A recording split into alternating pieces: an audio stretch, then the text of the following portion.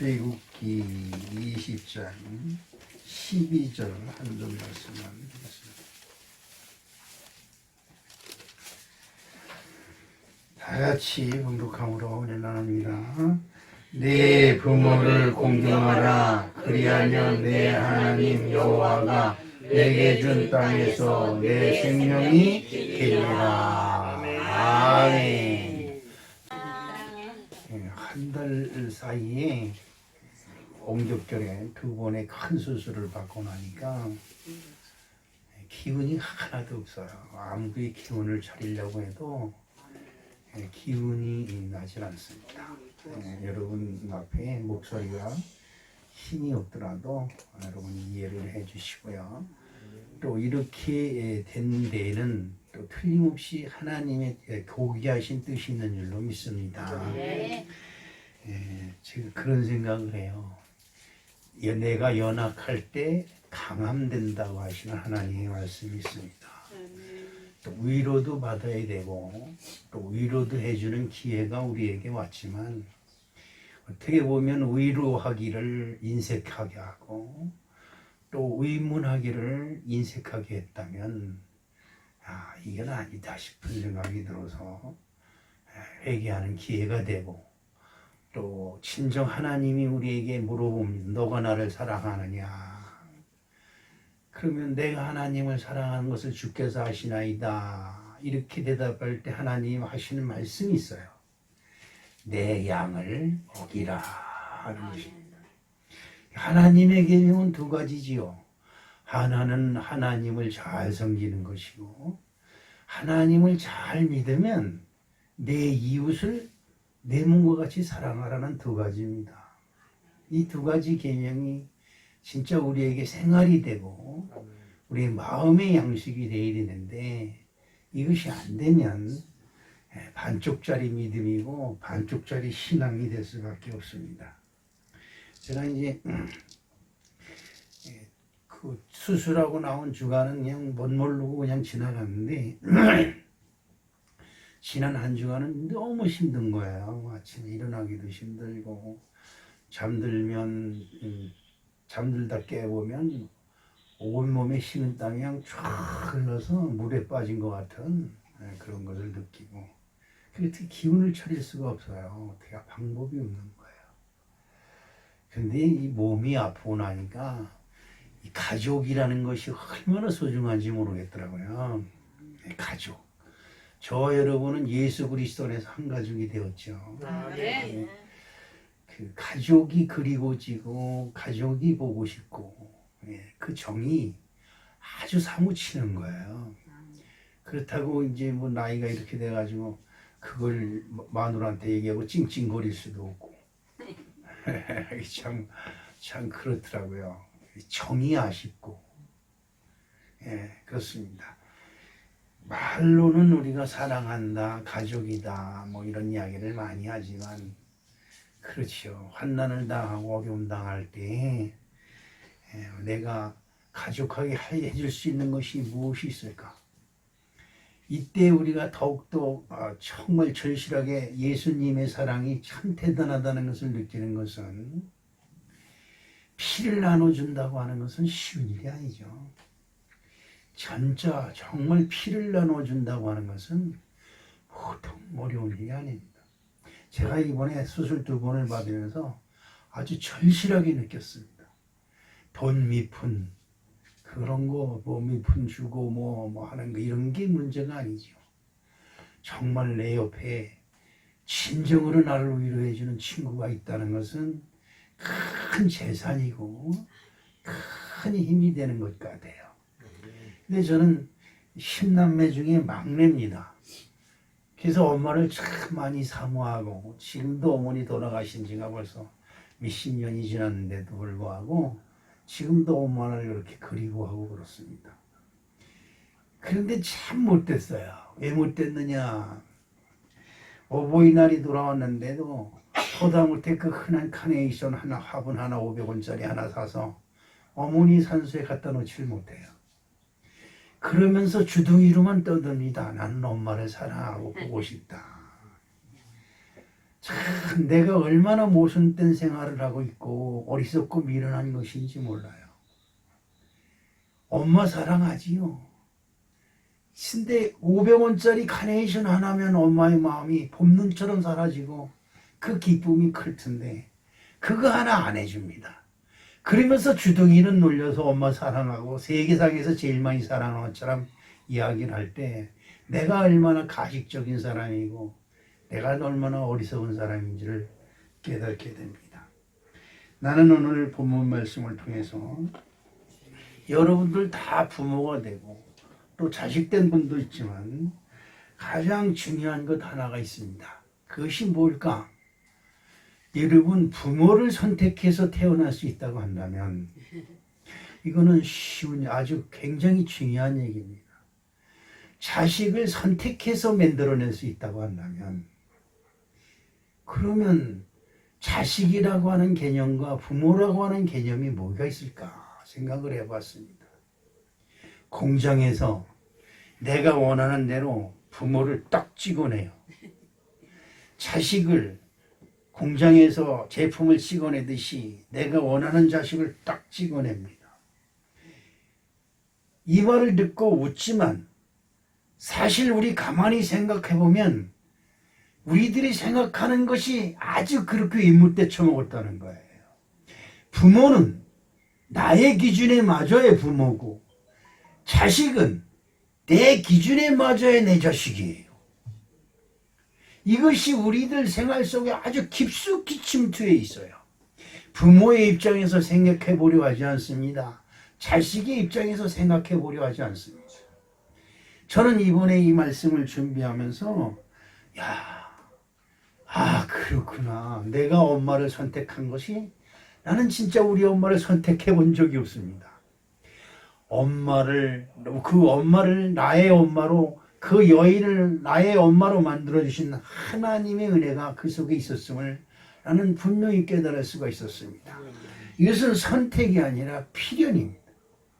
성경에 보면 이런 말씀이 있습니다. 우리 성경을 읽어볼까요? 이사야서 45장 4절 말씀에 보면 내가 나의 종 야곱 나의 택한 이스라엘을 위하여 너를 지명하여 불렀나니 너는 나를 알지 못하였으라도 나는 내게 칭호를 주었노라. 아멘. 너희들은 나를 몰랐을지라도 나는 너희들에게 칭호를 주었다. 무슨 칭호를 주었느냐? 엄마라는 칭호를 주고 아빠라는 칭호를 주고 자식이라고 하는 칭호를 주었어요. 이것이 하나님 나라의 절대 분별의 이게 아주 원칙입니다. 이것이 하나님 나라의 질서예요. 이 질서를 어기고서는 그 누구도 하나님을 아버지라 부를 수가 없는 것이 성경에서 우리에게 명령하는 것입니다. 내가 너를 지명하여 불렀다. 내가 너를 지명하여 부른 것은 한 여인의 아들로서 또 한 남자의 자녀로서 그리고 너는 한 자녀들의 부모로서 존재하라고 하는 아주 지명해서 딱 정해서 딱 정해놓았다는 것입니다. 이것은 기가 막힌 일이에요. 이것을 깨면 이것은 천륜을 어긴 것. 천륜이 뭐예요? 하늘의 뜻을 어긴 것이 됩니다. 이래서 이 천륜을 어겨서는 도저히 인간 세상에서 대접을 받지 못합니다. 여러분 보십시오. 부모를 거역한 자식이 잘 되는 거 못 봅니다. 그렇지요? 우리 주변에서 그렇습니다. 자식을 바라먹은 부모가 있습니다. 제가 어렸을 때 지금은 코로나가 이 온 세계를 뒤집어 놓고 있습니다만 제가 어렸을 때는 콜레라가 대한민국을 뒤집어 엎을 때가 있었습니다. 초등학교 제가 1, 2학년 때 뭐 이럴 때인 것 같아요. 그 전에도 그렇게 많이 있었어요. 수백 명, 수천 명씩 죽어나가고 그랬습니다. 근데 그땐 먹을 것이 너무나 없어서 정말 가난해서 진짜 먹을 것이 없었어요. 지금 여기 젊은 사람들 앞에 그때 먹을 것이 없었다고 얘기하면 이해가 가지 않습니다. 먹을 것이 없어서 굶었다 그러면 아유 라면 끓여 먹지 왜 굶어 그럽니다. 라면 사 먹으려면 하루 품을 팔아서 품 팔아서 라면 2개 사면 끝이에요. 그런데 어떻게 라면을 사 먹어요? 지금은 라면이 하찮게 흔하게 있는 것이 라면이지만 그때는 라면이 아주 고귀한 것이었었어요. 그런데 그때 어린 저에게 들려오는 소문은 그 밥을 애기 엄마가 밥을 굶고 며칠간 굶어가지고 늘부러져 있는데 옆에서 닭이 푸덕푸덕푸덕 하더라는 거지요. 그래서 이거 웬 닭이냐, 그리고 그 닭을 잡아서 삶아서 실컷 뜯어먹고 나서, 그리고 남편이 들어오니까 내가 닭 잡아놨으니까 솥에 가서 끊어 잡수세요 그러는 거야. 웬 닭이야, 그리고 가서 꺼내보니까 자기 아이를 삶아놨더라는 거지요. 그 얘기가 그때 실질적으로 들렸었습니다. 자식을 삶아먹는 거지요. 성경에도 나옵니다. 히스기야 시대에 여인이 자기 자식을 먼저 삶아먹고 내일은 네 자식 삶아먹자, 그것 때문에 분쟁이 나서 왕한테 와서 하소연하는 것도 있습니다. 천륜이죠. 부모가 자식을 외면하고 자식이 부모를 외면하면 천륜, 하늘의 뜻을 거역했다고 해야죠. 망합니다. 여러분, 제가 이런 말씀 드려 죄송합니다만 기독교의 장로님들이라든지 목사님들의 후손들이라든지 권사님들의 후손들은 다 잘 돼요. 세상에 나가보세요. 부모들 3대 4대 믿음의 가정들 자녀들이 얼마나 잘 되는가 한번 보세요. 그런데 한번 물어봅시다. 절에서 수용했다고 하는 사람들 후손들이나 그 가족들 잘 됐다는 소리 들어봤습니까? 없어요. 왜 그럴까요? 그렇게 도를 닦고 그렇게 불법을 외우고 그렇게 연부를 외우고 그렇게 천태만상을 외치며 불공을 믿는 사람들이 왜 안 될까? 자식들이 부모를 버리고 산속에 들어가서 나무를 날아서 합니다. 그런데 누구한테 복을 받아요? 생각해 보세요. 자식을 낳아서 길러놓으니까 나는 석가모니 불경에 취했다 해서 머리 쑥각 그 산속으로 들어가면 부모들의 가슴이 어떻겠어요? 잘 될 리가 없어요. 부모의 눈에 눈물이 흘려놓고 자식이 잘 될 리가 없어요. 옛날에 이런 이야기가 있었습니다. 노름꾼 부인이 이 집에 있는 살림을 다 갖다가 노름방에 갖다 버렸는데 돈이 다 떨어지니까 노름방에 못 나가고 있는데 그 마누라 머리카락을 그걸 잘라서 그래서 노름 미천을 해야 되는데 이 마누라가 잠을 안 자는 거예요.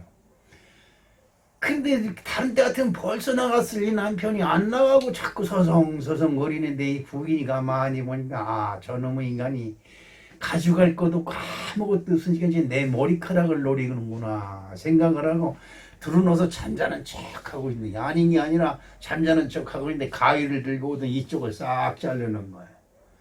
그런데 여러분 참 그렇습니다. 그러면서도 그 잘랐으면 가져나가야 돼 안 나가는 거예요. 그 부인이 요놈의 인간이 요쪽 머리도 자르려고 그러는구나 그러면서 하고 돌아 누웠다는 거예요. 그때 그 남편이 그걸 또 싹 잘라가지고 나가는 거예요. 나가면서 제때문으로 나가는 남편의 뒷모습을 보면서 얼마나 많이 울었겠어요. 참으로 대성통곡을 하고 그러는데 지성이면 감천인지 하늘이 감동을 했는지 그 노름을 해가지고 돈을 따가지고 잃어버린 재산을 회복하고 둘이 잘 먹고 잘 살다가 지금까지 잘 산다는 소문이 있어요. 지성이면 감천이에요. 지성을 드리면 뭐예요? 하늘이 감동을 한다는 것이죠. 저와 여러분의 삶이 지금 나 자신을 감동시키고 자기 자신을 감동시키고 자기 자신의 만족을 위해서 존재하는 진짜 어리석은 동물과 같은 생각을 버리고 하늘을 감동시키는 아름다운 삶이 되시기를 주님의 이름으로 축복합니다. 아멘.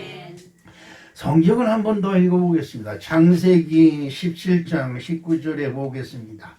하나님이 가라사대 아니라 내 아내 사라가 정녕 내게 아들을 낳으리니 너는 그 이름을 이삭이라 하라. 내가 그와 내 언약을 세우리니 그의 후손에게 영원한 언약이 되리라. 아브라함에게 하나님이 하시는 말씀입니다.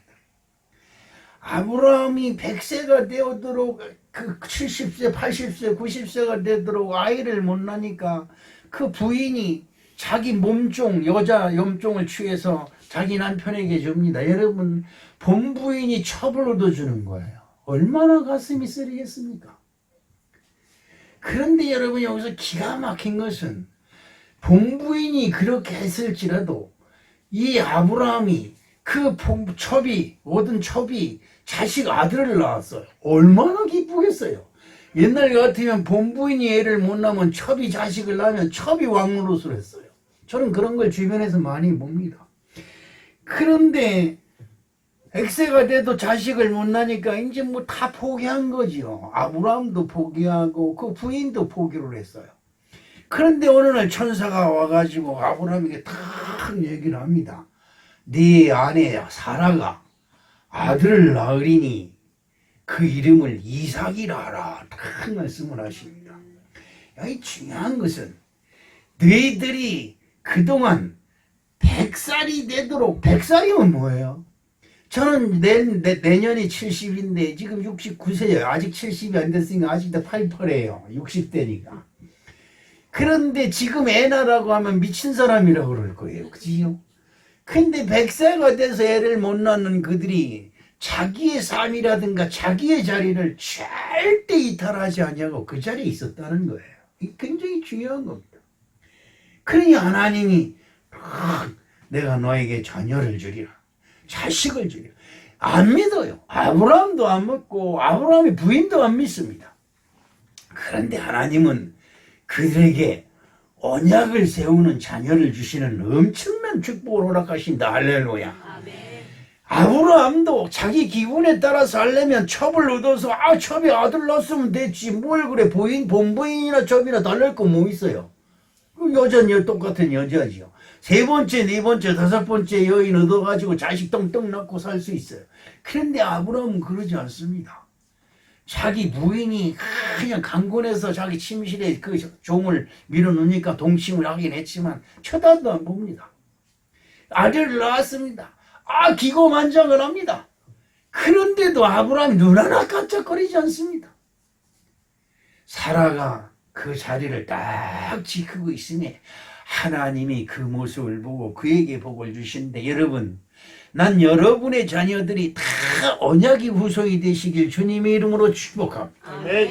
언약의 후손이 되었다는 것은 하나님이 기억한 것이 되고 하나님이 지명하여 세웠다고 하는 것이 됩니다. 아멘. 이것은 진짜 기가 막힌 은혜인 줄로 믿습니다. 아멘. 지금부터라도 내 자식이 하나님의 언약의 후손이 되게 해주시옵소서, 이게 아닙니다. 이미 여러분에게 자녀를 주었다는 것은, 여러분이 부모가 되었다는 것은 이미 지명하여 하나님이 세웠다고 하는 뜻입니다. 할렐루야. 아멘. 그러므로 우리 사랑하는 성도 여러분, 나는 이 어버이 주를 말해서 엄마한테 아버지한테 잘해서 난 이런 소리 안 합니다. 나도 못하는데 여러분한테 뭘 하라고 그러겠습니까? 그러나 이것은 분명히 우리가 알아야 됩니다. 하나님이 왜 나에게 자기 이름도 못 쓰는 우리 13살을 먹은 손처녀를 우리 아버지한테 시집 보내가지고 10명이나 자식을 낳은 중에 매일 꽁무니로 나를 낳게 하셨을까? 내가 막내로 태어나서 잘나서 우리 엄마 무시하라고 우리 하나님이 나를 우리 엄마의 막내 아들로 세우셨을까? 생각해 봅니다. 오늘 우리 사랑하는 성도 여러분, 이 어버이 날을 맞이해서 여러분에게 어버이가 둘이 있음을 믿으시길 주님의 이름으로 축복합니다. 아멘. 나를 세우신 하나님 아버지가 있고 그 하나님 아버지의 명에 따라서 나를 자녀 삼아 주신 우리의 육신의 부모가 있음을 여러분 꼭 기억해야 될 줄로 믿습니다. 아멘. 그러므로 난 이 어버이날 맞이해서 다 입에 바른 소리고 입술에 침 바른 소리지만 부모를 공경하십시오. 아멘. 여러분, 난 제발 부탁합니다. 하나님 믿노라 하면서 부모 무시하는 인간들은 이거 인간도 아니에요. 정말입니다. 하나님의 복을 바라면서 어떻게 하나님을 무시해요? 하나님이 왜 나한테 쓰잘데없이 그 부모를 내 눈에 보기에는 미련하고 하나도 자랑할 것도 없는 그 부모를 나의 부모로 지정해 주셨을까? 이것은 기가 막힌 일이 은혜인 줄로 믿습니다. 여러분, 우리 부모니까 나를 그래도 자식으로 거둬주시고, 나를 위해서 뭐예요? 손가락을 깨물어서 피를 내 코에, 내 입술에 흘려주실 그 부모가 우리의 부모인 줄로 믿습니다. 여러분이 진짜, 지금 내가 부모가 나서 이 나이가 돼가지고 무슨 부모에게 효를 할까 이러지만 지금이라도 하십시오. 지금이라도 마음과 뜻과 정성을 다해 부모에게 여러분 효도하시기를 주님의 이름으로 축복합니다. 아멘. 에베소서 6장 2절과 3절 말씀을 읽어보겠습니다. 내 아버지와 어머니를 공경하라. 이것은 약속이 있는 첫 계명이니 이로써 내가 잘 되고 땅에서 장수하리라. 뭐가 잘 되기로 합니까? 저 부모가 있어서 내 앞길을 들어맞고 부모가 뜻이 안 맞아서 못 살겠어. 절대 부모를 떠나서는 여러분들이 이 땅에서 잘 될 일이 없어요. 왜? 성경이 그걸 우리에게 끊임없이 말씀하고 있습니다. 아버지와 어머니를 공경하라. 이것은 약속 있는 첫 계명이다 라고 말씀하고 있습니다.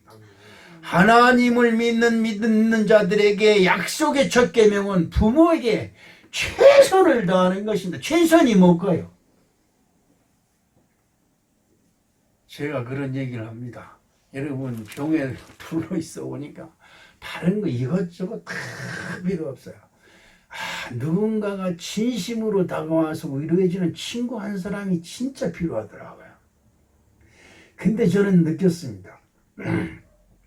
2개의 병원에서 입원해 있는데 가족들 면회가 일절되질 않고 친척들은 더더욱 안 되고 아무도 안 되는데도 진짜 외롭더라고요. 근데 난 간호사들을 보면서 진짜 놀랐습니다.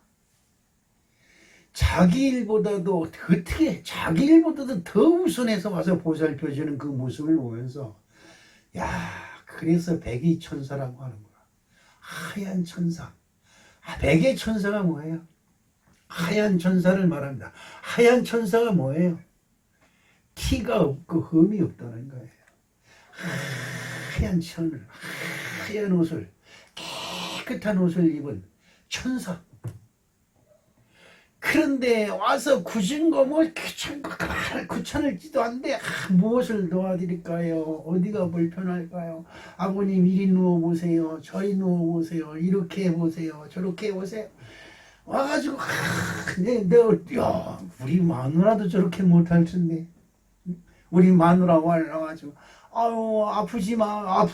나 아파 죽겠는데 아프지 말라 그러면 안 아파져요 그놈에게? 나 또 집에 좀 가. 간호사한테 아파 그러면 그래요 어떻게 진통제를 만드릴까요? 어떻게 하면 좋아요? 이러는데 마누라는 아프지 마. 말이 틀려요.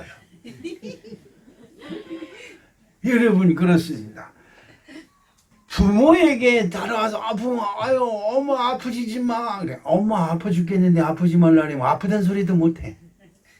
그렇지. 어제 우리 아들하고 며느리가 배 이것만 해가지고 와갔어요. 어버이날이라고 왔는데 눈물이 다 나더라고요. 아버님 아프지 마세요. 그래 너 아프지 않고 싶단다.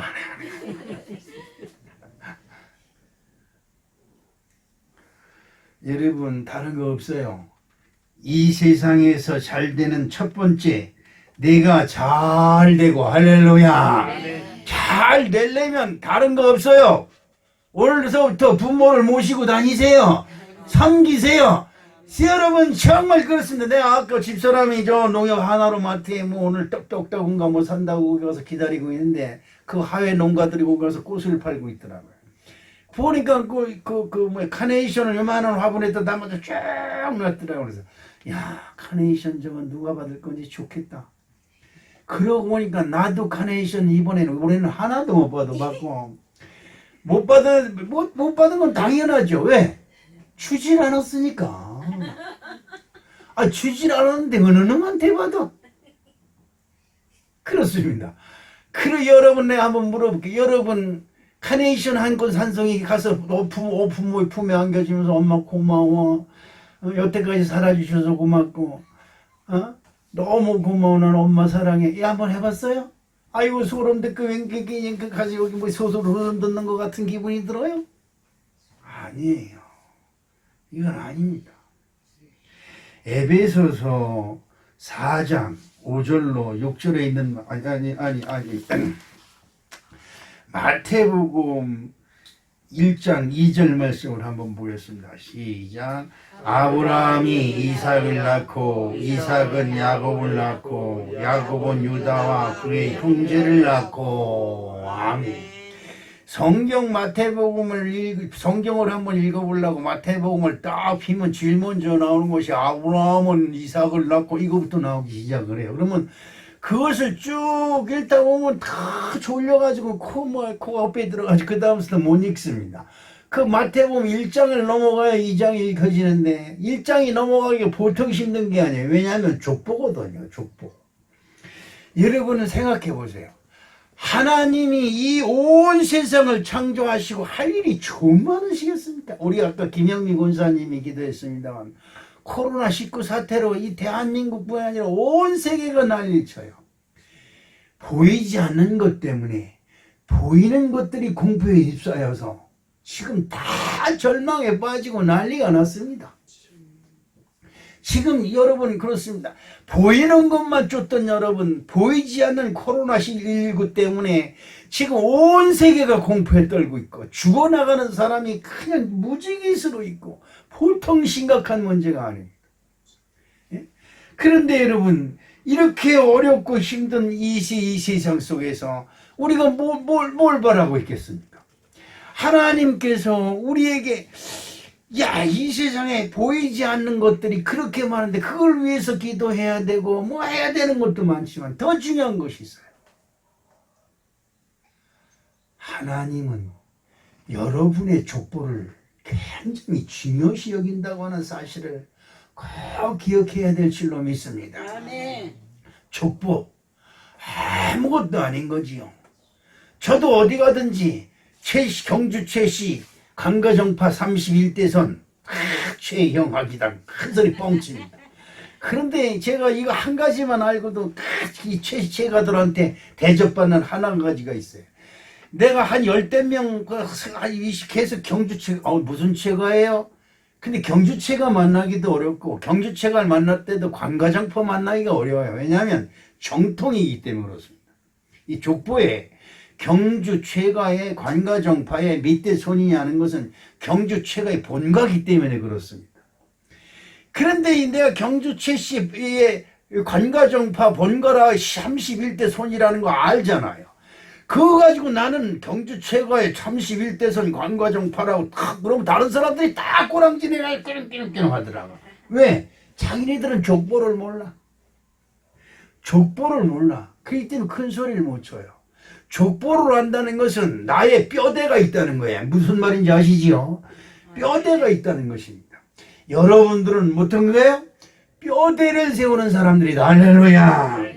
그래서 마태복음 보면 아브라함이 이삭을 낳고 이삭은 야곱을 낳고 야곱은 유다와 그 형제를 낳고 그 유다와 그 형제는 누구를 낳고 이것이 하나님 나라의 족보를 세우는 것이에요.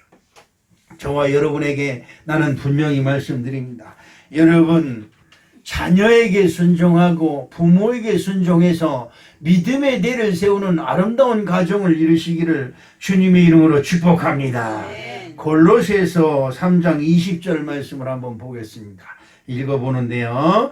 자녀들아 모든 일에 부모에게 순종하라.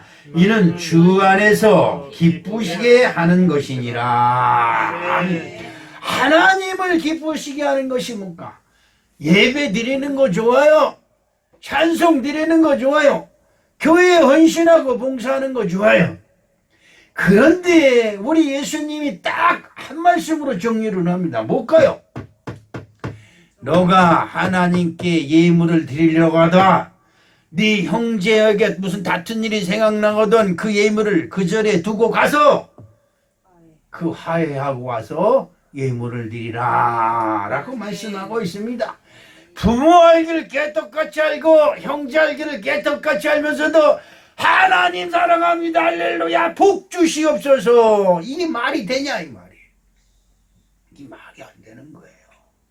오늘 우리 사랑하는 성도 여러분, 부모는 하나님께서 나에게 정해준 것이고 자식은 하나님께서 나에게 정해준 것임을 꼭 믿으시길 주님의 이름으로 축복합니다. 네. 두 번째로 나는 여러분에게 이 어버이 주를 맞이해서 자기 자리를 지켜라.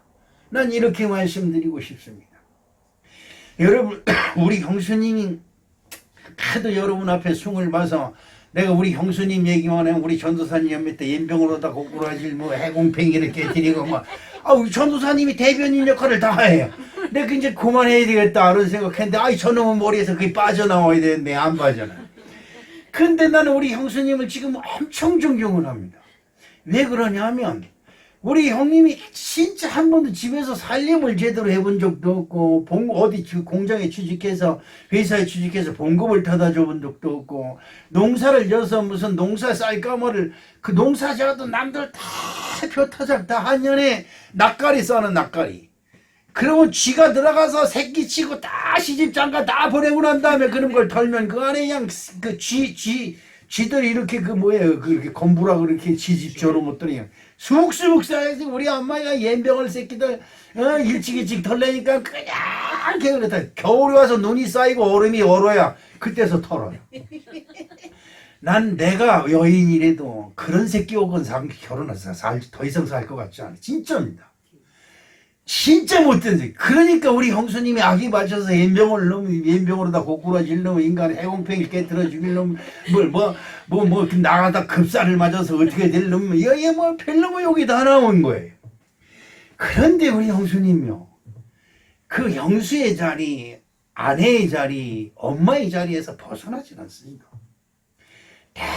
그 자리에 맨날 울고 다들 우리 엄마가 아유 야 제발 좀 쳐라 쳐. 그러다가 주 터진다. 아닌 게 아니라 금방 주 터져. 하늘을 향해 원망하고 세상을 향해 원망을 하고 그렇습니다. 그런데 지금은 존경을 받아요. 왜 그러냐. 그 아들 하나하고 딸이 둘인데 딸 셋 중에서 하나는 죽고 딸 둘이고 아들 하나인데 엄마의 자리를 다 지키고 있어서 지금 그 딸들과 아들이 얼마나 엄마를 끔찍히 키우는지 몰라요. 진짜 대단합니다. 우리 형수님 겨울만 되면 이 못이 벗겨서 이게 쭉쭉쭉쭉 갈라져요. 이렇게 갈라져서 그냥 내가 어렸을 때 군인 가기 전에 그거 보면 너무나 안타까워서 그랬는데 지금도 겨울만 되면 형수님 그 손 얼어 터진 것 생각이 나고 그럴 정도입니다. 그런데 지금 그 형제들은 다 육신이 못 돼서 죽었어요. 우리 형수님의 형제들은. 근데 형수님은 지금 80세가 훨씬 넘었는데도 지금도 건강하게 계세요. 자기 자리를 지키고 자기 본분을 지킵니다. 자식들 앞에 떳떳한 엄마로 있는 거예요. 그 형이 저 남편이 그러는데 에이 너 그런데 난 못하냐 이거 지 맘대로 살았다며. 지금 시동생들 나한테로도 외면당할 것이고 그렇지 않습니까? 자식들한테도 외면당할 거예요. 그런데 그 모진 고생을 하면서도 그 모진 고통 속에서도 자기 자리를 딱 지켜내. 술 좋아합니다. 아주 술 너무 좋아해요. 그래서 형수님 술 좀 그만 드세요. 삼촌이 술 가져왔어! 끝입니다. 난 술 사줘본 적이 없거든요. 그렇게 악중을 떨고 그러신 분인데 지금 아주 노년에 활자가 폈어요.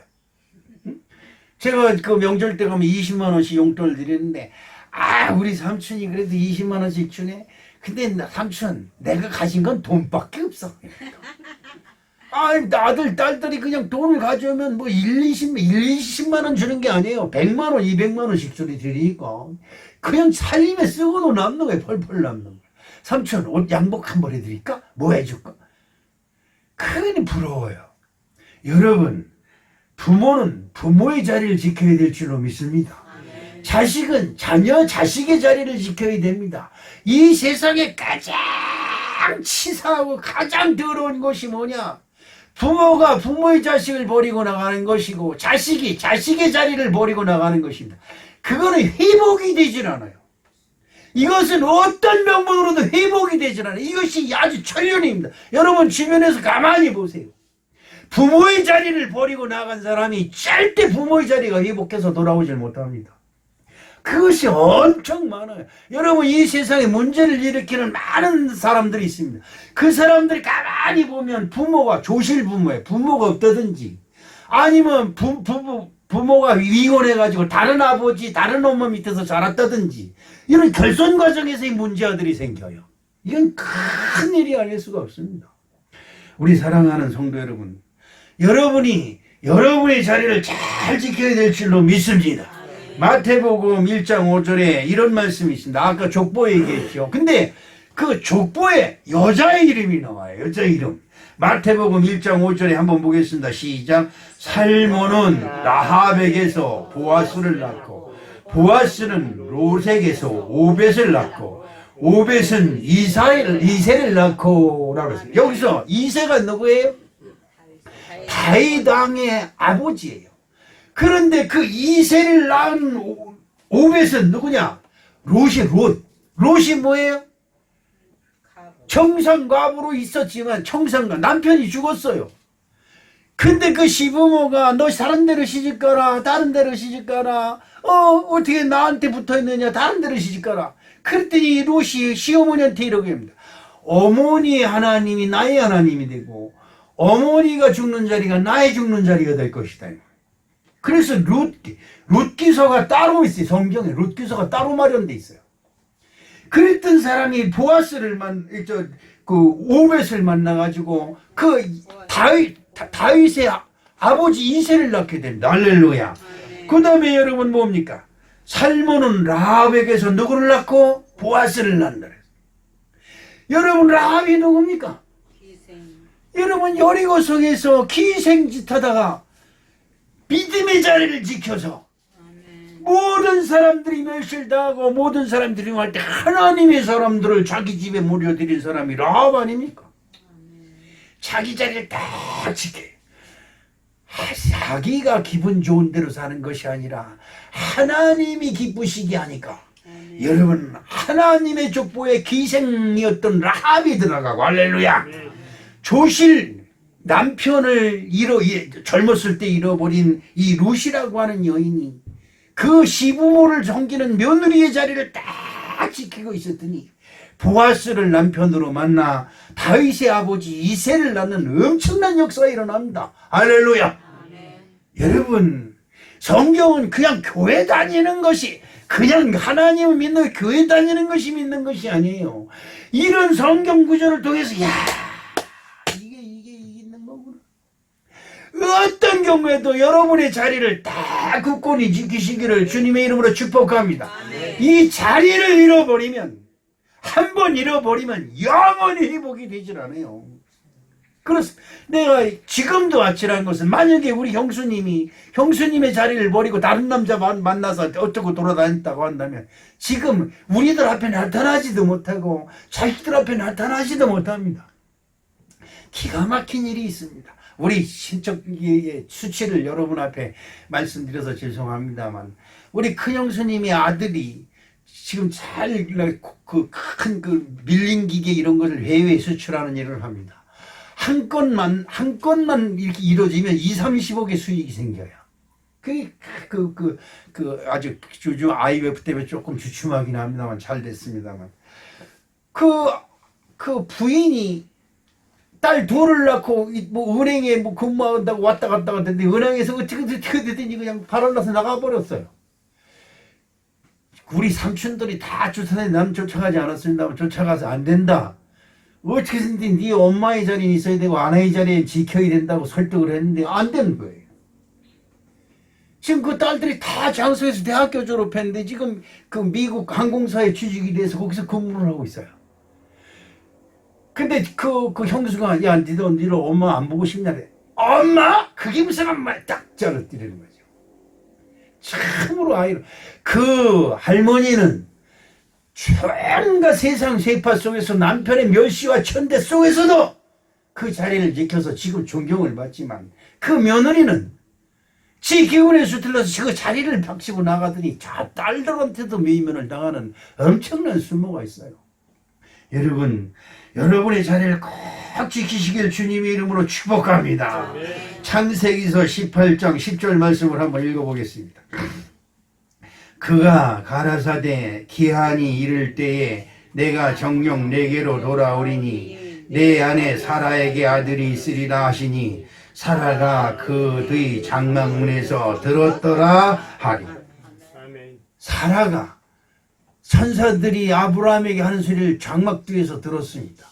아니 우리 남편은 100세고 나는 경도가 끊친 지가 수십 년이 되었는데 무슨 아들이 있어. 그리고 비웃었습니다. 그 비웃은 것이 하나님의 별명이 되어서 그 자식 이름을 웃음이라고 하는 이삭으로 이름을 지었습니다. 여러분 보세요. 안 됩니다. 망했어요. 인생으로서 세상적 관점으로 볼 때는 여러분 여인이 100세가 되도록 자식을 낳지 못했으니까 망한 겁니다. 그래도 그 자리를 지키고 있으니까 하나님이 복을 주셔서 그에게서 언약의 후손이 나온 줄로 믿습니다. 이건 기가 막힌 일이 아닐 수가 없어요. 이 기가 막힌 일이 아닐 수가 없어요. 우리 사랑하는 성도 여러분, 에베소서 4장 5절로 4장 6절을 한번 보겠습니다. 주도 한 분이요 믿음도 하나요 세례도 하나요 하나님도 한 분이요 곧 만군의 아버지시라. 만유에 계시고 만유를 통솔하시고 만유 가운데 계시도다. 아멘. 자, 난 여기다 더 붙입니다. 하나 믿음도 하나요 세례도 하나요 주님도 한 분이시요 부모도 한 분이시요 자식도 하나예요. 할렐루야. 이렇게 말하면 우리는 자식이 셋인데 이게 아니에요. 왜 내 어머니와 나는 10남매 중에 막내라도 내 어머니는 한 분이에요. 그렇지 않아요? 그래서 우리 어머니의 자식은 나예요. 내가 아니고 우리 형이면 나는 뭐예요? 우리 엄마 말할 때 나는 개구적 빠진가? 아니다 이 말이에요. 여러분 하나님도 한 분이요 믿음도 하나요 세례도 하나요 아내의 자리도 하나요 남편의 자리도 하나요 부모의 자리도 하나요 자식의 자리도 하나이다. 할렐루야. 이것이 하나님 우리에게 주시는 불변의 이치예요. 여러분 이것을 떠나서는 그 어느 것도 우리가 바라서는 안 돼요. 바라봤자 소용도 없고 여러분의 삶이 여러분의 결정이 하나님의 복을 받으시길 주님의 이름으로 축복합니다. 지금 남편으로부터 아니면 가족으로부터 주변으로부터 어떤 멸시와 천대가 있다 할지라도 여러분이 믿음의 자리를 딱 지키기만 하면 나는 분명히 성경 말씀을 인용하여 여러분을 축복합니다. 여러분을 통해서 믿음의 후손이 나타날 줄로 나는 분명히 믿습니다. 세 번째로 여러분 언약의 조상이 되시기를 주님의 이름으로 축복합니다. 언약의 조상을 가진 그 후손은 언약의 후손이에요. 아멘. 창세기 30장 32장 30절 말씀을 읽어보겠습니다. 그러므로 야곱이 그곳 이름을 분일이라 하였으니 그가 이르기를 내가 하나님과 대면하여 보았으나 내 생명이 보존되었다 하니더라. 아멘. 야곱. 성경은 너 지렁이 같은 야곱. 남이 잘 되는 꼬락서니를 못 보는 야곱. 그런데 이 야곱이 여러분 보세요. 아버지를 속이고 형을 속이고 그리고 장자의 직분을 뺏어서 자기가 오매불만 갖고 싶은 이 장자의 직분을 뺏었습니다. 어떻게 뺏어요? 아버지를 속이고 형을 속였습니다. 그 대가로 뭔 짓을 해요? 아버지, 형, 엄마를 떠나서 삼촌 라반의 집에 가서 20년 동안 종살이를 합니다. 이 성경이 우리에게 진짜 기가 막히게 알려주고 있어요. 20년 동안 여러분 보세요. 야곱이 자기 욕심대로 삽니다. 그냥 부인 자기 라헬을 사랑했는데 레아를 한테 결혼을 자기 뜻하지 않게 레아하고 결혼을 하고 라헬하고는 결혼을 못합니다. 그래 두 번째로 라시 7년 동안 모순살이를 해서 자기가 사랑하는 여인과 결혼을 합니다. 이 여인들이 사랑의 쟁점, 사랑의 전쟁을 하고 시기 질투가 일어나가지고 자기들 몸종을 야곱한테 주므로 야곱 멸하간에 여인이 4명이나 됩니다. 이 세상에 여인을 거느릴 수 있는 만큼 다 거느리고 자식도 아주 날 만큼 낳고 삼촌의 재산을 도둑질해서 재산도 늘릴 만큼 늘렸습니다. 그런데 나이가 들어보니까 고향이 그런 거예요. 아내도 넷이지요. 재산도 많지요. 자녀도 많지요. 이때 이 분이해를 지날 때 자식이 열이 열. 자식도 10명이죠. 부인도 4명이죠. 양떼도 어마어마하게 많지요. 그런데 하늘을 우러러 가만히 쳐다보니까 자기가 고향집을 떠날 때 베델에서 돌베개 베고장 같은 생각이 나서 하나님이 사닥들이 오르락내리락 하면서 네가 돌아올 때 내가 너에게 축복하리라고 복을 주시건 그 하나님이 생각나는 거예요. 여러분 보세요. 자기 욕심 따라 살다가 누구를 잃어버려요? 하나님을 잃어버려. 또 누굴 잃어버려요? 아버지를 잃어버려. 또 누굴 잃어버려요? 엄마를 잃어버려. 그 다음에 누굴 잃어버려요? 형을 잃어버려요. 결국은 가야지 고향, 야복강 나루터에서 고향을 바라봅니다. 고향으로 가야 되는데 그 고향에는 여러분 언약의 후손이 된 자기 아버지 이삭이 있고 자기를 낳아서 길러준 자기 엄마가 있고 자기를 동생으로 여기고 자기를 보살펴줬던 자기 형이 있고 모든 것이 너무나 괴로워서 야복강 나루에 있어서 괴로워서 울다가 하나님을 만나서 회개를 합니다. 얼마나 회개를 철저히 했는지 허벅지 다리가 부러진. 그리고 쩔뚝쩔뚝하면서 그 자기 고향 베델을 향해서 향하는 그 야곱의 모습을 여러분 생각해 보세요. 여러분 야곱은 자기가 세상에서 이루고 싶은 것을 다 이루었지만 하나님이 인정하지 아니하는 삶은 다 허사가 돼버리고 부모에게 복을 받지 못하는 자기의 삶은 모든 것이 다 허사가 돼버리고 자식의 자리를 잃어버렸던 야곱은 그 자식의 자리를 회복하기 위해서 다시 야복강 나루터를 건너갈 때 다리가 부러져서 골절됐다고 성경은 기록하고 있습니다. 제가 이번에 그 병원에 갔는데 의사가 그래요. 장애인 신청하시죠? 무슨 장애인? 허리 수술하셨으면 장애인 신청이 되니까요. 제가 서리 떼어줄 테니까 가서 내세요. 그 말을 듣고 낙심이 되는 거야. 야, 내가 뭐가 됐다. 병신이 됐구나. 병신. 그게 낙심하고 우리 집사람이 있다가 이왕 병신 된 거 그렇게 하고 있다가 병신이 안 돼? 이왕 병신 된 거 다 찾아 먹어야지? 이러는 거. 또 그 말 들으니까 그 말도 그렇듯해. 그래서 장애인 등록을 의사무소에 가서 했습니다. 그랬더니 6주 후에 집으로 결과가 통보할 겁니다. 오거나 말거나 어쩌거나 저거나 어떻게 다 내가 장애인이 됐을 거고. 여러분 육신의 잘못이 장애인이 아닙니다. 야곱은 허벅지 다리가 부러져서 찔뚝하면서 고향으로 가지만 다리가 부러져서도 갈 만한 가치가 있는 것이 고향이고 아버지 집이고 하나님이 계신 곳인 줄 여러분 믿으시길 주님의 이름으로 축복합니다. 하나님의 자리를 찾아야 됩니다. 하나님이 우리에게 원하는 자리가 어딘지를 찾아야 될 줄로 믿습니다. 부모의 자리를 찾아야 됩니다. 부모가 있어야 될 자리가 어디입니까? 저와 여러분이 부모로서 있어야 될 자리는 과연 어디입니까?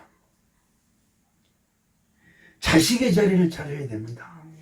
내가 자식으로서 정말 내가 있어야 될 자리가 어딘지 여러분 생각해보는 아름다운 축복이 함께 될 줄로 믿습니다. 자기의 자리, 하나님이 지명하여 우리에게 지정해준 그 자리, 그게 바로 하나님이 주시는 최고의 복이 있는 자리인 줄 믿으시길 주님의 이름으로 축복합니다. 아멘. 사랑의 아버지 하나님 고맙습니다. 그렇습니다. 우리의 본분을 우리가 잘 지켜야 됩니다. 우리의 본분이 무엇이겠습니까? 하나님이 지명하고 지정하신 그 자리가 아니겠습니까? 아버지 우리에게 이것을 회복할 수 있는 온옥한 은혜를 베풀어 주시옵소서. 예수님의 이름으로 기도합니다. 아멘.